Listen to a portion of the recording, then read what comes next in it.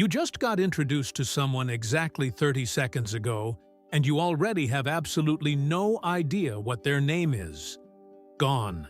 Completely erased from existence, and you are now standing there nodding and smiling like a hostage, while desperately searching your brain for a syllable that simply doesn't exist anymore. You're not being rude, and you're certainly not careless. But right now, there is something genuinely fascinating happening inside your brain that almost nobody has ever explained to you, turning this awkward social failure into a window of pure neuroscience. Think about it. You remember the exact contours of their face, the color of their jacket, and you might even remember the precise punchline of the joke they just told you. But the name vanished like it never even stood a chance. This isn't a simple case of forgetfulness. It's a structural conflict between human psychology and brain biology. Over the next few minutes, we are going to unlock the hidden mechanics of your mind to discover the strict 30-second rule your brain uses to filter data. The real reason why names are cognitively useless to your survival instincts, and a shocking revelation about why chronic name forgetters might actually possess a highly creative, advanced brain architecture. If you've spent your entire life feeling quietly embarrassed by this, you are about to see your own intelligence in a completely new light. To understand why names disappear, we first have to understand how the human brain qualifies data. Because cognitively speaking, names are completely arbitrary. When you are a child and you learn that an object is hot, that word connects directly to a physical, visceral experience of heat, pain, danger, and survival, meaning your brain anchors that word to something tangible and real. But the name Michael tells your brain absolutely nothing useful about Michael. There is no inherent emotion attached to the syllables, no immediate sensory connection, and zero survival value. It is just a random, isolated label floating in a vacuum. And because the human brain is a ruthlessly efficient machine hardwired to store what connects to something else, names simply fall through the cracks of your working memory. If you meet a man and he tells you he is a baker, your cerebro immediately maps out bread, ovens, warmth, and flour.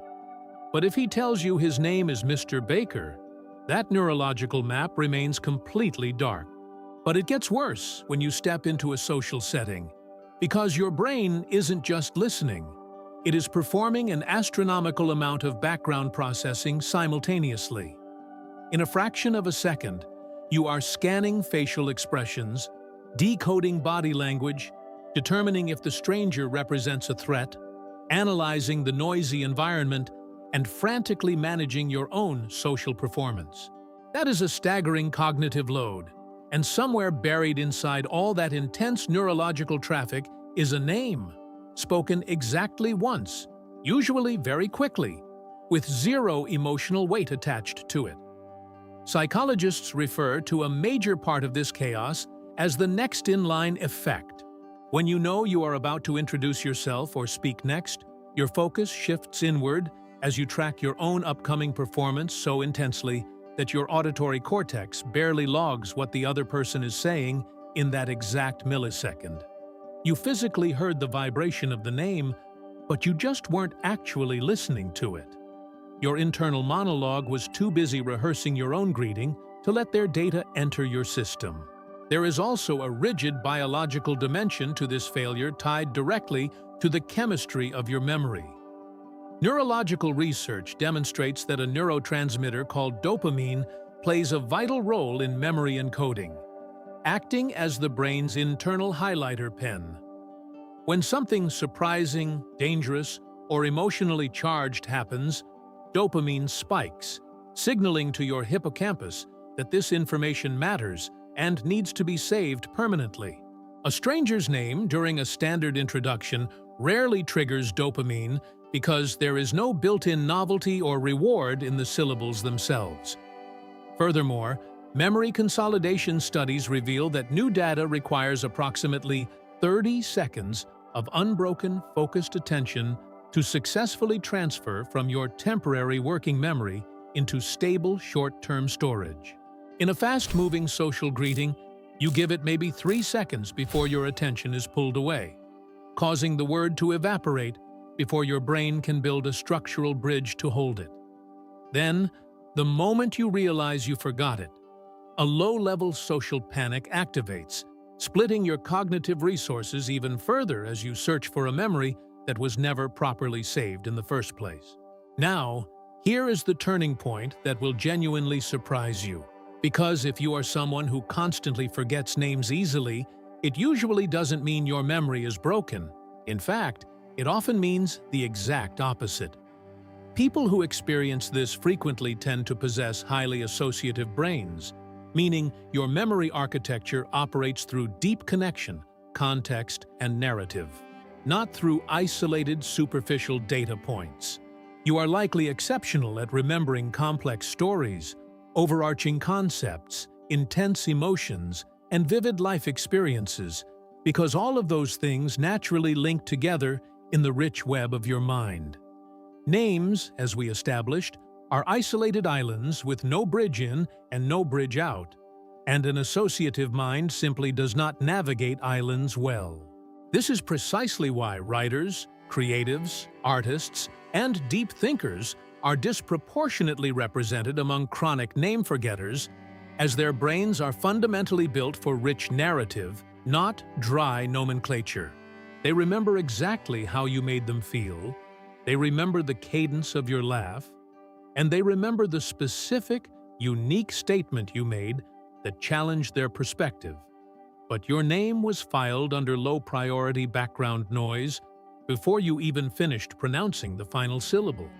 Their minds are inherently designed to skip the superficial label and immediately try to grasp the deeper substance of who you are as a human being. So, what is the ultimate takeaway from all of this?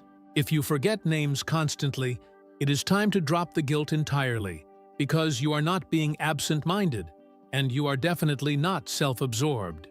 Your brain is working exactly as it was designed to, filtering out randomness, preserving metabolic energy, and prioritizing deep meaning over isolation. The fix isn't to panic or stare harder in the moment. The fix is to actively build a bridge for your associative mind by repeating the name immediately out loud, tying it to a wild visual image, or anchoring it to a quick micro-story. If you meet a rose, visualize a literal flower in her hair. If you meet a John, anchor him to an experience. Give your brain the biological context it desperately craves to anchor that data. And if you are already mid-conversation and the name has completely evaporated into thin air, just ask directly and warmly. Because the quiet truth underneath social anxiety is that they have almost certainly been exactly where you are, standing there smiling, running a blank, and hoping nobody notices. Forgetting a name doesn't mean you didn't care about the person. It just means your brain was too busy experiencing who they were to worry about filing away a random label. If this video lifted a weight off your shoulders and explained a social anxiety you felt guilty about for years, do me a huge favor and hit that subscribe button. There are millions of creative, deep thinkers out there right now who need this exact neurological relief, and your subscription is how the algorithm helps them find it. Thank you for watching, and I'll see you in the next one.